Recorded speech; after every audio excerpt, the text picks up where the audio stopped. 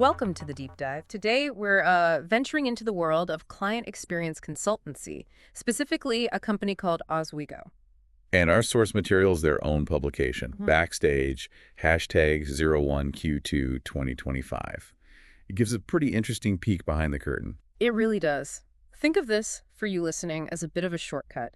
We're aiming to pull out the key insights on how to, really optimize client operations. And manage those complex projects effectively. Right, and ultimately work towards that continuous improvement in customer satisfaction. It's kind of like the inside track on building a business that clients genuinely value. And what's good about this Backstage magazine is it feels grounded.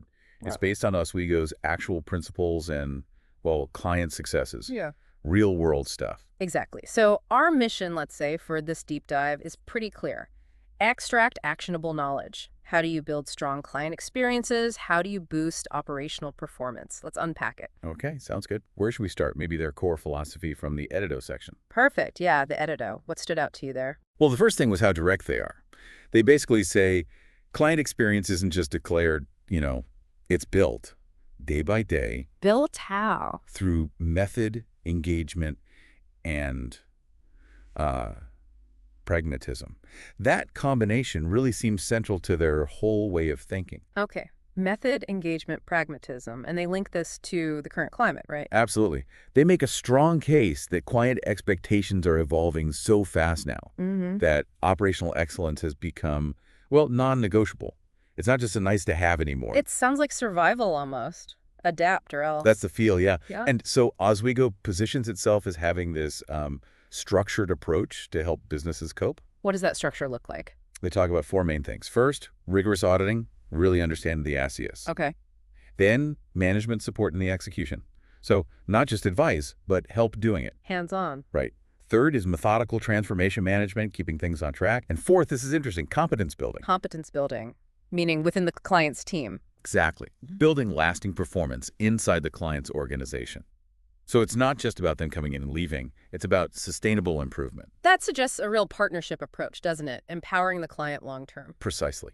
And they even say the magazine itself is meant to be a tool for understanding how they work, potentially for collaboration. Okay, so less a glossy brochure, more an insight piece. Seems that way. Now, moving on to their values. No valeurs gives us more clues about their DNA. Yeah, let's look at those. 4 core values listed. First one, creativity. What does that mean in their context? Is it just brainstorming? Not really, no. They define it more as creating personalized methods, tailoring the approach, because every client situation is unique. So adaptability is key. Right. Agility, adaptability, fundamental to how they approach different clients, different industries. Bespoke, not off the shelf. Okay. Next value, integrity.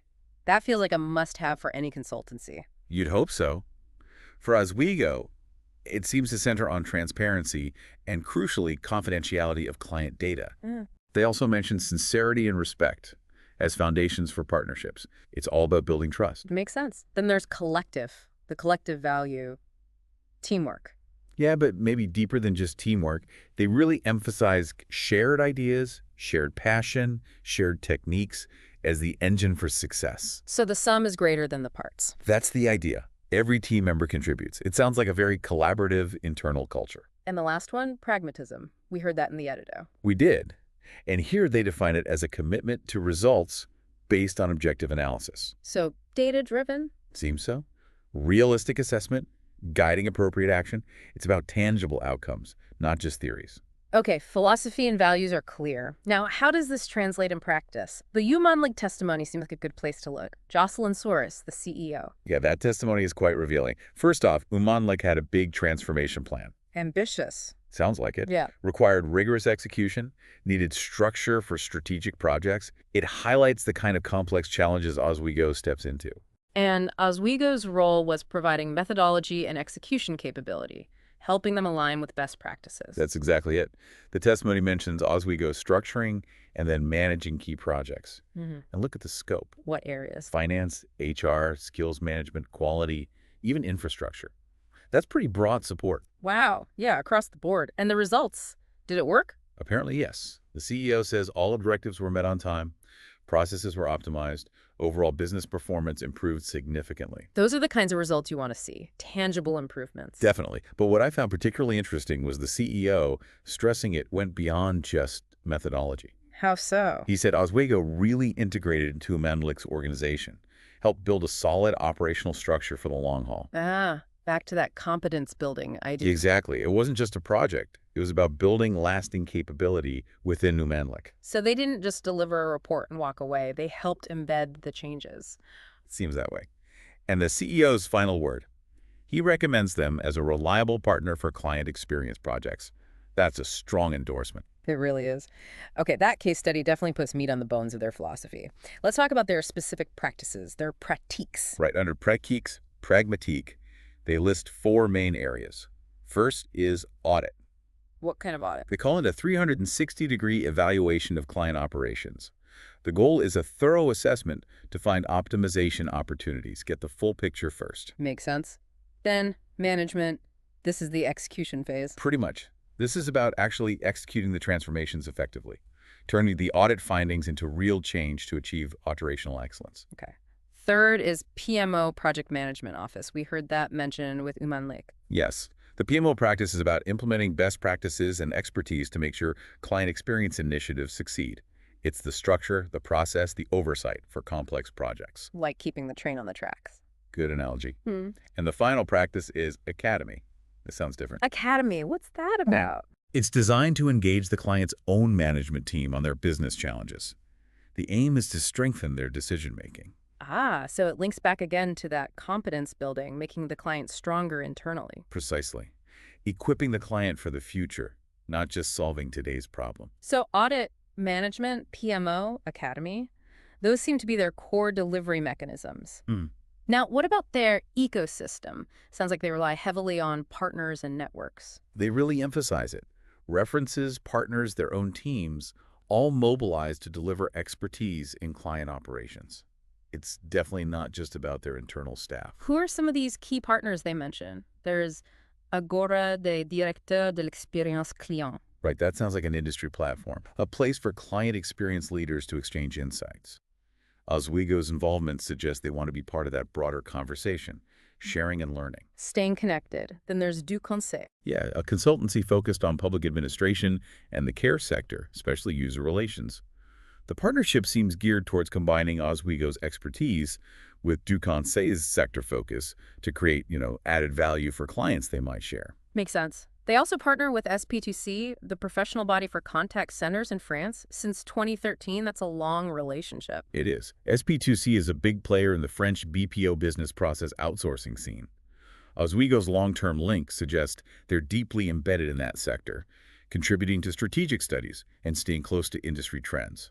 And the last partner listed is Genesis Technology, a big tech name. Global leader in contact center solutions, yeah. Being a reference partner gives OswegO access to Genesis resources, events, maybe early insights into tech development. Helps them stay cutting edge on the tech side for their clients. You'd assume so. Helps inform their recommendations. Okay, so strong partnerships. Yeah. But they also talk about their own network of experts. What roles do they highlight? They describe it as a network of elite consultants and specialists. They mention a few key roles. First, the director-associate director. What's their function? Key client contact. Ensures alignment between the big picture strategy and the project management side, sort of the main relationship manager. Crucial role. Then the director to mission director. This person coordinates the teams on the ground, supervises the mission. They manage the transformation project day to day, making sure results are delivered. The hands-on leader. Got it. And the consultant. The consultant supports team growth within the client's org and works on optimizing the actual client experience processes, driving the improvements. Okay. And finally, the analyst. Seems vital today. Absolutely. Data analysis specialist. Does industry benchmarks, provides data-backed recommendations on operational and economic models, making sure the advice is precise and competitive. Benchmarking, like seeing how you stack up against the competition. Exactly. Are your processes efficient? Are your costs in line? That kind of analysis. So a well-rounded team structure. Let's move to their specific expertises, or savoir-faire, their know-how. They list quite a few areas here. They do. This gets into the nitty-gritty skills.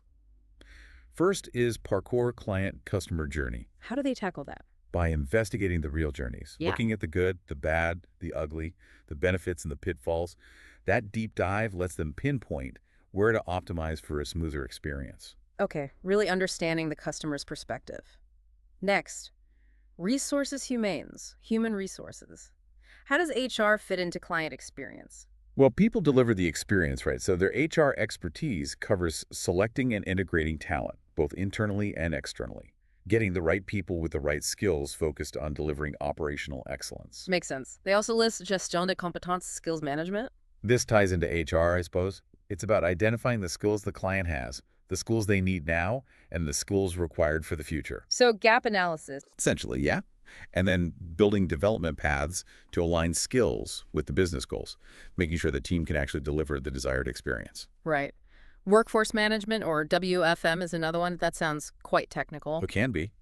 Their approach covers operational and economic modeling, optimizing key processes like forecasting demand. Like predicting call volumes. Exactly. And then sizing how many staff do you need, planning schedules, managing the flow of work. It's all about efficiency and effectiveness of the workforce. Okay. Quality is next. Qualité produite et perçue.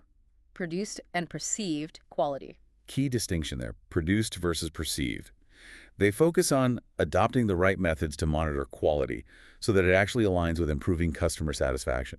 It's not just ticking boxes internally. It has to translate to a better customer feeling. Got it. Management, operational management. What's the angle here? This seems focused on leadership and management best practices, equipping the client's managers to lead teams effectively to execute the client experience strategy. Strong leadership is needed to make it happen. Makes sense. And the last one is Système de l'expérience client, the client experience system. Tech-focused. Seems like it. Utilizing and configuring the chosen tech solutions could be CRM, feedback platforms, whatever. But also keeping an eye on technological advancements, bringing relevant innovations to the table that could enhance the client experience, staying current. Wow, that's a broad range of interconnected skills. Okay, the final section we should cover is sectors, the industries they work in. Right. They stress that their approach builds on experience across many sectors. This allows them to create tailored solutions, understanding the unique dynamics of each industry. They mentioned telecom first. What's the focus there? They talk about the dynamic nature of customer relationships in telecom, mixed with rapid tech changes and, those big tech promises. Customer loyalty must be a huge challenge there. I bet. Seamless digital experiences, maybe. Probably a big part of it, yeah. Yeah. And personalization. Okay. What about energy? For energy, they note a post-pandemic trend towards hyper-personalization and remote management of the experience. But still needing face-to-face sometimes. Exactly. Balancing digital efficiency with a human touch when needed. Financial services is next. What are the challenges there? Improving remote interactions seems key. Also, the challenge of innovating mass-market products while keeping existing customers happy. It's a balancing act. Sounds familiar for insurance, too, which they also list. Very similar themes, yes. Efficiency in remote channels, product innovation for the mass market, and maintaining satisfaction among policyholders. Lots of overlap there. E-commerce must be huge now. What's their focus? Flexibility and continuous innovation in operations.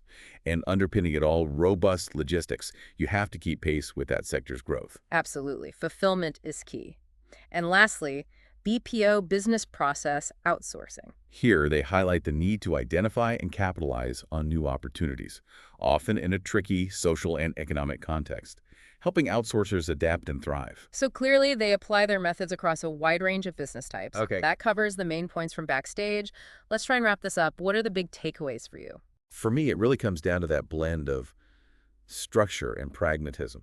They have a clear methodology, audit, management, PMO, academy, but it's always grounded in reality, driven by objective analysis. Their values, creativity and tailoring solutions, integrity, the collective approach, and that focus on results, they seem genuine, reflected in things like the Umanlik case. Yeah, that testimony was quite powerful. And the focus isn't just on fixing a problem for the client, but building capability within the client. That academy piece and the skills focus really stood out. Right, the long-term view. Plus, their deep expertise across all those areas, journey mapping, HR, WFM, tech, quality, combined with their understanding of different sector challenges. Yeah. It paints a picture of a very comprehensive, tailored approach. It's about proactively building better customer interactions and driving real operational improvement. I agree. It's that active building day in, day out that seems central. So, for you listening, maybe the final thought is this. Considering everything we've discussed, the principles, the practices, the different applications, where in your own world, your own context, could a more structured, more customer-centric approach make the biggest difference? That's a good question. And maybe drilling down further, what assumptions are you currently making about your customer journey that might need a second look, that might need challenging to really unlock improvement in that area, something to chew on? Definitely food for thought. And if people do want to learn more about OswegO directly, Ah, yes, good point. Their website is oswego.eu, and the contact email listed in the magazine in the use cases section is olivier@oswegoconceal.com. good resources if this sparks some interest. Indeed. Well, thanks for digging into this with me. A lot to consider. Likewise, always interesting to see how different consultancies frame their approach. Absolutely. Thanks, everyone, for tuning in to the deep dive. We'll catch you on the next one.